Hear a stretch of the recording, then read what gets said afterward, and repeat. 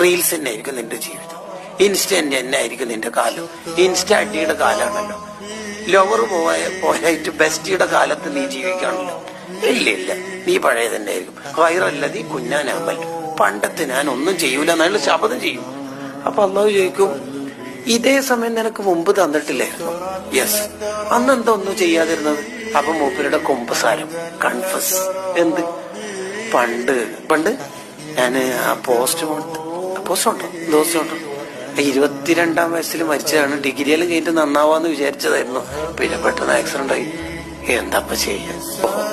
അപ്പോഴാണ് അള്ളാഹുവിന്റെ അടിപൊളി മറുപടി. എന്താ മറുപടി? സൂറത്ത് ഫാത്ത്, അവലം നുഅമ്മിർകും മാ യതദക്കറു ഫീഹി മൻ തദക്കർ. നന്നാവാനുള്ള സമയം ഏതായാലും നിങ്ങൾക്ക് കിട്ടിയിട്ടുണ്ട്. ഈ പ്രായം കിട്ടിയവരൊക്കെ കുറെ ആള് നന്നായിട്ടുണ്ട്. സാറിന്റെ വയസ്സ് എത്ര ആണ്? മരിക്കുമ്പോ 22. 18 വയസ്സുള്ള ആയിരക്കണക്കിന് ആളതാ സ്വർഗത്തിൽ, +4 കൊല്ലം.